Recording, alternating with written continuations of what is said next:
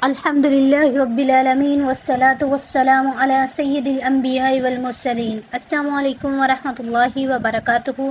آج کا ہمارا موضوع اللہ تعالیٰ کو راضی کرنے والے اعمال۔ ذرا ایک لمحے کے لیے سوچئے، اگر دنیا کا کوئی بڑا انسان ہم سے خوش ہو جائے تو ہمیں کتنی خوشی ہوتی ہے، لیکن اگر کائنات کا خالق، مالک، رازق اللہ تعالیٰ ہم سے راضی ہو جائے تو اس سے بڑھ کر کامیابی اور کیا ہو سکتی ہے۔ اللہ تعالیٰ نے قرآن مجید میں ارشاد فرمایا، قل ان کنتم تحبون اللہ فاتبعونی یحببکم اللہ ویغفر لکم ذنوبکم واللہ غفور رحیم۔ اللہ تعالیٰ فرماتے ہیں، اگر تم اے نبی آپ فرما دیجئے، اگر تم اللہ سے محبت کرتے ہو تو میری پیروی کرو، اللہ بھی تم سے محبت کرے گا اور تمہارے گناہوں کو بخش دے گا، بے شک اللہ تعالیٰ بخشنے والا، رحم کرنے والا ہے۔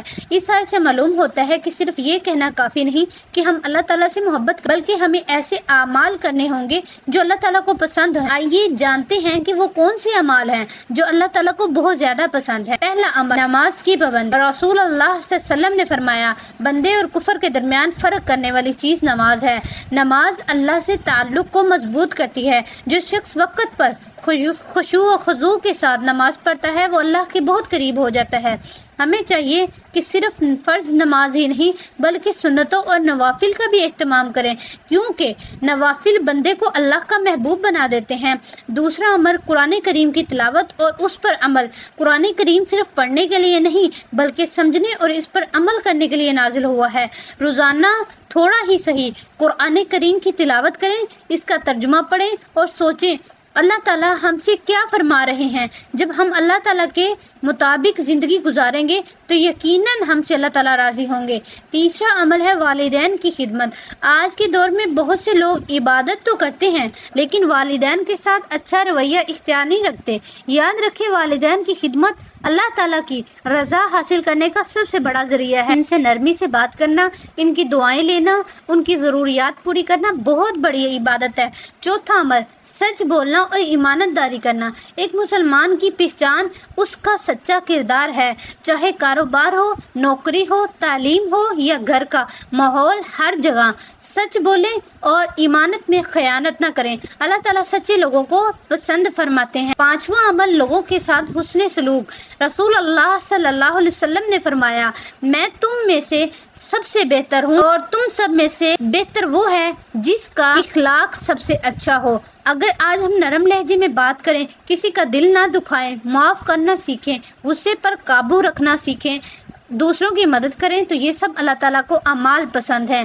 لیکن ایک بات، اگر آپ فیمیل ہیں اور آپ سے کوئی میل بات کر رہا ہے کہ آپ اس کا دل بہلائیں یا غلط تعلقات رکھیں تو اس چیز میں دل توڑنا آپ توڑ سکتی ہیں، کیونکہ وہ آپ کے لیے غیر محرم ہے۔ سیم یہی رول جو ہے محرم غیر محرم مرد کے لیے بھی ہے کہ اگر ان کے ساتھ کوئی لڑکی جو ہے وہ نامحرم اس کے ساتھ اٹیچ ہونا چاہ رہی ہے، غلط ریلیشن قائم کرنا چاہ رہی ہے تو اس کا دل توڑ سکتے ہیں، کیونکہ اس معاملے میں اکثر کوشچنز آتے ہیں کہ ہمارے پاس فلاں فلاں وہ ہم سے بات کرتا تھا اور یا بات کرتی تھی اور اب ہے کہ میں نے چھوڑا ہے تو وہ مجھے بد دعائیں دے رہی ہے کہ تم نے مجھے دل توڑ دیا میرا، تو کیا ہم گناہ گار ہیں؟ سوری ٹو سے، آپ گناہ گار نہیں ہیں، آپ نے بہت اچھا کیا ہے، اپنے آپ کو جہنم سے بچایا ہے۔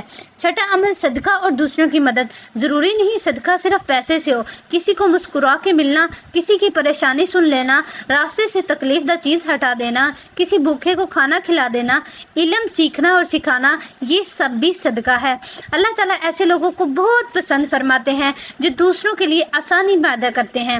ساتواں عمل ہے ذکر اور استغفار۔ اپنی زبان کو ہمیشہ اللہ تعالیٰ کے ذکر سے تر رکھیں۔ سبحان اللہ، الحمدللہ، لا الہ الا اللہ، اللہ اکبر اور استغفر اللہ۔ یہ چھوٹے چھوٹے اذکار ہمارے درجات بلند کرتے ہیں، اللہ تعالیٰ کی رضا کا سبب بنتے ہیں۔ آٹھواں عمل، اخلاص۔ بعض اوقات انسان بہت عبادت کرتا ہے لیکن اس کا مقصد صرف لوگوں کو دکھانا ہوتا ہے۔ اللہ تعالیٰ وہ عمل قبول نہیں فرماتے جن میں ریاکاری ہو۔ اللہ تعالیٰ صرف وہ عمل قبول فرماتے ہیں جو خالص اس کی رضا کے لیے کیا جائے۔ اس لیے ہر نیکی کرتے وقت اپنے دل سے پوچھیں، کیا میں یہ کام صرف اللہ کی رضا کے لیے کر رہا ہوں؟